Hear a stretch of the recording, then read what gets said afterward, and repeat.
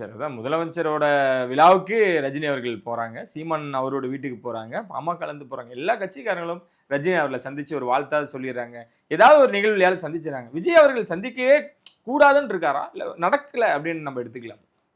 எனக்கு தெரிந்தது அவசியம் இல்லைன்னு அவர் நினைக்கிறாருன்னு நான் நினைக்கிறேன். விஜய் அவர்கள். விஜய் ஏன்னா இப்போ விஜய் வந்து ரஜினியை போய் பார்க்குறாருன்னு வைங்களேன், நாளைக்கு என்ன பேசுவோம் நம்மளாம் உட்காந்து, ரஜினி ரசிகர்கள் ஓட்டு வேணும், அதுக்காக தான் போய் ரஜினிக்கு சொம்பு அடிக்கிறாருன்னு சொல்லுவோமா மாட்டோம்.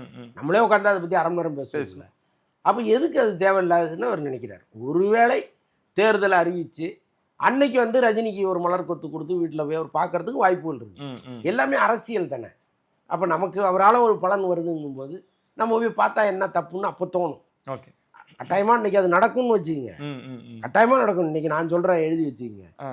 ரஜினி விஜய் சந்திப்பு நடக்குதா இல்லையா பாருங்க, நடக்கும். ஓகே, அப்போ அதுக்கு இது சந்தர்ப்பம் இல்லை, இப்போதைக்கு தேவையில்லை. தேவையில்லை.